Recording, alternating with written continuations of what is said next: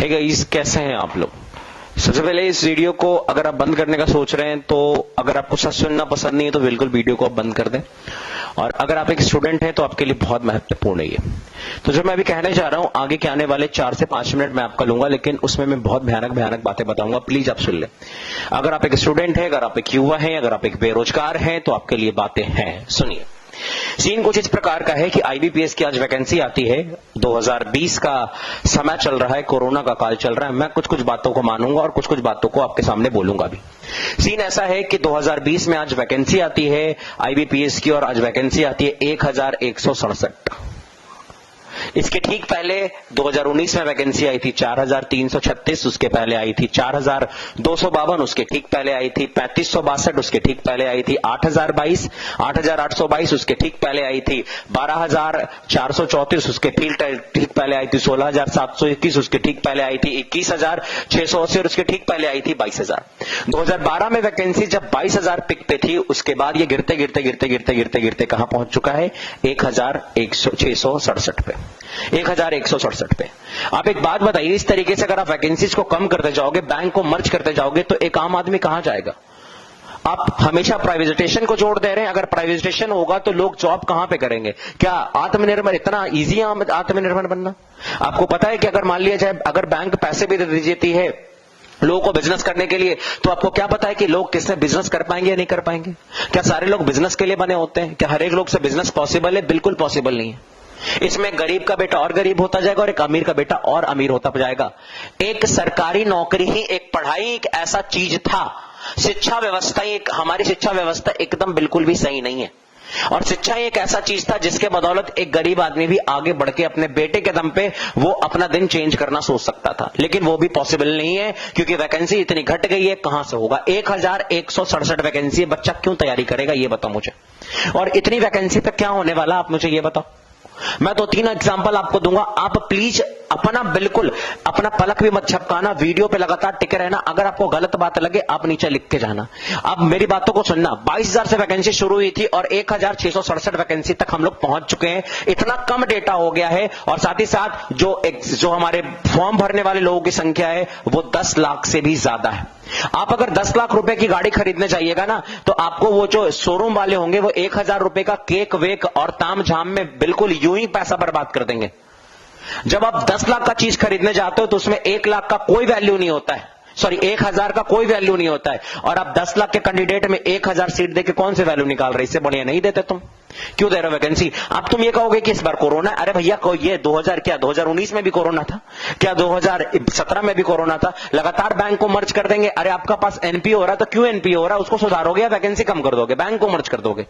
हर एक चीज को प्राइवेट नहीं कर सकते है ना। अगर हर एक चीज को प्राइवेट कर देंगे तो सरकार नाम का चीज ही हट जाएगा। एक दिन तो हमें ऐसा देखने को मिलेगा, भारत सरकार प्राइवेट लिमिटेड, ये लिखवा दो। आप ऐसे करेंगे तो कहां जाएगा? शिक्षा व्यवस्था तो ऐसे ही डाउन हो गई थी और ये वैकेंसीज को देख के और ज्यादा डाउन हो जाएगी। बच्चे क्यों पढ़ेंगे? अब आप कहते हो प्राइवेटाइजेशन होना चाहिए। प्राइवेटाइजेशन कब होगा? आपको अच्छी शिक्षा मिली है क्या? एक गरीब का बच्चा क्या एक अच्छी शिक्षा पा पाता है? कोई गरीब का बच्चा अच्छी शिक्षा कैसे पा पाएगा? भाई वो सरकारी स्कूल में जाता है। और आप लोग सरकारी स्कूल के मास्टर को भी कहां छोड़ते? उससे जनगणना करवाते हैं, कोरोना में करवाते हैं, इलेक्शन में काम करवाते हैं। वो इलेक्शन में काम करने आया, पढ़ाने आया है? कहां से होगा काम? आप ही बताओ। और सोचोगे कि आप वहां पे पढ़ाई होना चाहिए। कैसे पढ़ाई होगा भैया? आप तो वहां पे स्कूल में आधा दिन फोर्स रहते हैं, वहां पे कभी वहां पे कुछ रहता है, कभी वहां पे कुछ रहता है। आधा दिन इधर उधर कहानी रहती है। वो कैसे आप सोच सकते हैं? कैसे एक्सपेक्टेशन आप रख सकते हैं कि कोई गरीब का बच्चा उस स्कूल में पढ़ के और किसी प्राइवेटाइजेशन नौकरी, किसी प्राइवेट कंपनी में अच्छी नौकरी पा पाएगा? उसके लिए पहले से स्किल होना चाहिए। प्राइवेट वाले पहले से स्किल मानते हैं और वो स्किल पाने के लिए एक अच्छा स्कूल चाहिए। और एक अच्छा स्कूल में पढ़ाने के लिए बाप के पास पैसा होना चाहिए। जिस बाप के पास पैसा नहीं होगा अपने बेटों को अच्छा शिक्षा वो नहीं दे पाएगा। और अगर अच्छा शिक्षा नहीं दे पाता है तो वो कभी भी जीवन काल में नहीं जा पाएगा एक अच्छे नौकरी की तरफ। यानी जो गरीब है उसका बेटा भी गरीब रहेगा और भी उसकी पीढ़ियां गरीब ही रहेंगी। जब कोई गरीब का बेटा ना, जब कोई किसान का बेटा ना, एक बेटा ना पढ़ के आईएएस ऑफिसर बन जाता है या पढ़ के किसी बैंक का पीओ बन जाता है या फिर बढ़ के एसएससी का कोई अच्छा ऑफिसर बन जाता है, तो आपको पता होना चाहिए उसका पूरा जनरेशन चेंज हो जाता है। उसके आने वाली पीढ़ियां चेंज हो जाती हैं। फिर उसके कोई लोग जो है वो नीचे दबके के काम नहीं करते हैं, वो भी पढ़ाई करते हैं और वो भी आगे उत्साहित होते कुछ काम को करने के लिए। आप खुद सोचिए, अगर वैकेंसी नहीं रहेगी तो बच्चा क्यों पढ़ाई करेगा। और एक बात और, अगर आपको प्राइवेट करना है कोई बात नहीं, प्राइवेट करना बहुत अच्छी बात है, लेकिन आपकी शिक्षा नीति पहले से प्राइवेट लाइक नहीं है। हमारी शिक्षा व्यवस्था प्राइवेट लाइक नहीं है। बच्चों को उस तरीके से ट्रेंड करिए। आप भाई प्राइवेट पहले कर रहे हो और बाद में शिक्षा व्यवस्था ला रहे हो, फायदा क्या। पहले शिक्षा व्यवस्था लाइए, उसके बाद आप प्राइवेट करिएगा। आगे आइए, आगे देखिए। आपको पता होना चाहिए जनरल और ओबीसी वाले को 850 रुपए लगेंगे और 175 रुपया देना पड़ेगा एससी एसटी वालों को। आपको पता है कि कम से कम 10 लाख लोग इस फॉर्म को भरेंगे और 10 लाख से ज्यादा। मैं एक अमूमन बता रहा हूं, पिछले साल 20 लाख लोगों ने फॉर्म भरा था, इस लाख मान लेते हैं कि 10 लाख लोग फॉर्म भरते हैं, तो अगर 10 लाख लोग फॉर्म भरते हैं तो आपको पता होना चाहिए कि सरकार के पास 85 करोड़ रुपया जाएगा। और इस 85 करोड़ में से मान लेते हैं कि 10 करोड़ एग्जाम लेने और ट्रेनिंग कराने में खर्च कर देगा, तो उसके बाकी का 75 करोड़ का हिसाब कहां पे गया। आप मुझे जल्दी से बताइए 75 करोड़ जाएंगे कहां पे। ये 75 करोड़ क्या होगा।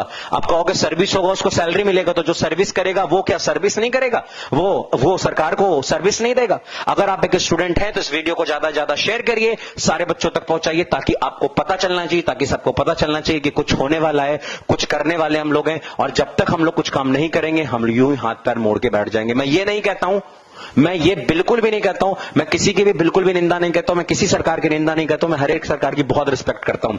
बहुत अच्छा है हम लोग राम मंदिर बना रहे हैं, बहुत अच्छा है हम लोग 370 हटा रहे हैं, बहुत अच्छा है हम लोग पुलवामा अटैक का हमला ले रहे हैं, लेकिन बहुत अच्छा तब होगा जब हमारे देश के युवा कुछ करेंगे, बेरोजगार नहीं घूमेंगे। मेरे भाई, बेरोजगारी बहुत बढ़ रही है, और अगर आपको लग रहा है कि आप बेरोजगार हैं तो इस वीडियो को शेयर करिए। और इस वीडियो को ऊपर नीचे कुछ लिखने वाले लोगों को मैं पहले ही ये बता दूं कि बेटा आप लिखने के लिए तो कुछ भी लिख सकते हो, बाबू आप लिखने के लिए तो कुछ भी लिख सकते हो, बच्चा मेरे आप लिखने के लिए तो कुछ भी लिख सकते हो, लेकिन एक बड़ी बात आती है, एक बहुत खूबसूरत आती है कि भाई आप पहले उस स्टूडेंट को देखिए जिसका लास्ट साल था, जो कई सालों से मेहनत कर रहा था, कि अगर वो इस बार कुछ एग्जाम देता है और एग्जाम निकल जाता तो उसके साथ कुछ होगा। एक बार की बात है, मैं क्लास से जब निकला है, मैं maths teacher, my name is Nishant Kumar Shah. मैं एक बार क्लास से निकला, एक बच्चा मेरे कंधे पे आकर रोने लगा, बहुत तेज तेज से रोने लगा। मैंने उसे बहुत देर चुप कराया। काफी देर चुप कराने के बाद मुझे लगा, फरवरी का महीना चल रहा था, मुझे लगा कुछ चक्कर उक्कर होगा दूसरा वाला। लेकिन वो बच्चा बहुत देर के बाद चुप होता और वो कहता है कि सर पापा ने मेरे को इस बार पटना भेजा था, पापा मेरे किसान है, कि एनटीपीसी आने वाला है, एनटीपीसी में मैं जॉब कर लूंगा पढ़ाई करके, लेकिन सर एनटीपीसी का तो एग्जाम ही नहीं हो रहा है। जब एनटीपीसी का एग्जाम नहीं हो रहा है तो पापा आप कह रहे हैं कि बेटा इससे ज्यादा मेरे पास पैसा नहीं है, अब गांव लौट जाओ। वो कहता है क्या कि सर मेरे को पढ़ना था सर, मेरे को यहीं रहना था सर, अगर मैं घर जाऊंगा तो पढ़ाई नहीं हो पाएगी सर, खेत में काम करना पड़ जाएगा सर, कैसे भी एग्जाम हो जाए सर, कैसे भी एग्जाम करा दो, मेरे हाथ में कि मैं एग्जाम करा दूं। मैं रात भर उस दिन नहीं सोया। क्या आपको पता है कि बच्चे कैसे आके रोते हैं, क्या आपको पता है कि बच्चे क्या करते हैं। अगर रियलिटी में अगर आप एक स्टूडेंट हैं तो भैया प्लीज वीडियो को शेयर करिएगा और उन लोगों तक पहुंचने दीजिएगा वीडियो जो ऊपर प्रोफाइल में बैठे हुए हैं, ताकि उनको भी पता चले कि क्या सीन क्रिएट हुआ है। आज के लिए इतना ही, थैंक यू वेरी मच।